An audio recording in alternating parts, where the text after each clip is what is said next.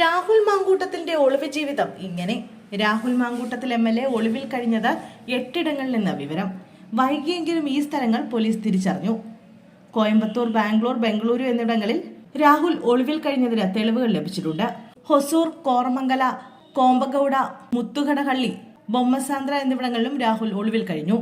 രാഹുലിനെ പ്രാദേശിക യൂത്ത് കോൺഗ്രസ് നേതൃത്വവും സഹായിച്ചതായാണ് വിവരം. രാഹുൽ മാങ്കൂട്ടത്തിൽ ഒരു സ്ഥലത്ത് പരമാവധി കഴിഞ്ഞത് 5 മണിക്കൂറുകളാണെന്നാണ് വിവരം. റിസോർട്ടുകളും ഫാം ഹൌസുകളും വില്ലകളുമായിരുന്നു രാഹുൽ മാങ്കൂട്ടത്തിന്റെ ഒളിയിടങ്ങൾ.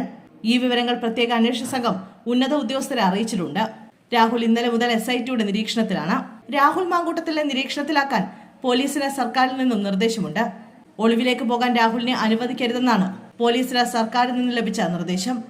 രാഹുലിനെ പോലീസ് പിന്തുടരും. ഹൈക്കോടതിയിൽ നിന്നും മുൻകൂർ ജാമ്യം ഹർജിയിൽ അനുകൂല വിധി ഉണ്ടായില്ലെങ്കിൽ അറസ്റ്റ് ചെയ്യും.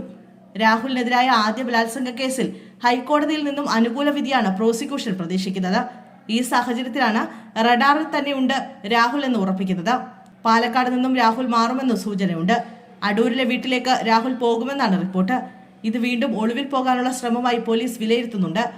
അതുകൊണ്ട് തന്നെ കർശന നിരീക്ഷണമാണ് പോലീസ് ഒരുക്കുന്നത്. ആദ്യ ബലാത്സംഗ പരാതി വന്നതോടെ രാഹുൽ ഒളിവിൽ പോയി. രണ്ടാമത്തെ ബലാത്സംഗ കേസിൽ തിരുവനന്തപുരം സെഷൻസ് കോടതി ജാമ്യവും നൽകി. ഈ ജാമ്യവും ഹൈക്കോടതിയിൽ പ്രോസിക്യൂഷൻ ചോദ്യം ചെയ്തിട്ടുണ്ട്. ആദ്യ ബലാത്സംഗ കേസിൽ അറസ്റ്റ് തടഞ്ഞ ഹൈക്കോടതി ഉത്തരവും ഉണ്ടായിരുന്നു. ഈ സാഹചര്യത്തിലാണ് വോട്ട് ചെയ്യാൻ രാഹുൽ എത്തിയത്. എവിടെയായിരുന്നു രാഹുൽ മാങ്കൂട്ടത്തിലെന്ന് ഇന്നലെ വൈകിട്ട് വരെ ആർക്കും അറിയില്ലായിരുന്നു. 15 മിനിറ്റ് മുമ്പാണ് MLA ഓഫീസിൽ വിവരം ലഭിച്ചത്. വരും, വോട്ട് ചെയ്യും എന്ന സൂചന ലഭിച്ചിരുന്നു. പോലീസും വിവരങ്ങൾ അറിഞ്ഞിരുന്നു. സുരക്ഷ ഒരുക്കി. കഴിഞ്ഞ ദിവസം രാത്രി രാഹുൽ വീട്ടിൽ നിന്നും പുറത്തിറങ്ങിയിരുന്നു. എന്നാൽ രാഹുൽ പോയത് അടൂരിലേക്കാണ്. ഒരു മാധ്യമത്തിനും യാത്രാവഴി കണ്ടെത്താനുമായില്ല. പുലർച്ചെയോടെ വീട്ടിലെത്തുകയും അമ്മയെ കാണുകയും ചെയ്തു. അമ്മയെ നേരത്തെ അറിയിച്ചിട്ടാണ് മാങ്കൂട്ടത്തിൽ വീട്ടിലേക്ക് യാത്ര തുടങ്ങിയത്. രാഹുൽ കഴിഞ്ഞ ദിവസം രാത്രി തൃശൂർ ഭാഗത്തേക്ക് പോയിരുന്നു. മാധ്യമങ്ങളും പോലീസും പിറകെ ഉണ്ടെന്ന് മനസ്സിലാക്കി ഈ ശ്രമം ഉപേക്ഷിച്ചുവെന്നായിരുന്നു റിപ്പോർട്ടുകൾ. അതിനുശേഷം വീട്ടിലോ ഓഫീസിലോ വന്നിട്ടില്ല.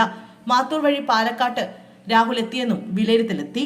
എന്നാൽ ആരും അറിയാതെ രാഹുൽ എത്തിയത് അടൂരിലായിരുന്നു. കഴിഞ്ഞ ദിവസം ബംഗളൂരുവിൽ നിന്ന് കോയമ്പത്തൂർ എത്തി അവിടെ നിന്ന് പാലക്കാട്ട് സുഹൃത്തിന്റെ വീട്ടിലെത്തിയെന്നാണ് ലഭ്യമായ വിവരം. MLAയുടെ വാഹനം അവിടേക്ക് വരുത്തി വോട്ട് ചെയ്യാൻ വന്നു. 3 ദിവസം മുമ്പ് വരെ പോലീസ് അന്വേഷണ സംഘം രാഹുലിന്റെ നീക്കങ്ങൾ നിരീക്ഷിക്കുന്നുണ്ടായിരുന്നുവെന്നാണ് അവകാശവാദം. എന്നാൽ രാഹുലിനെ കുറിച്ച് യാതൊരു തുമ്പും പോലീസിന് കിട്ടിയിരുന്നില്ല. മുൻകൂർ ജാമ്യം ലഭിച്ചതോടെ നിർത്തി.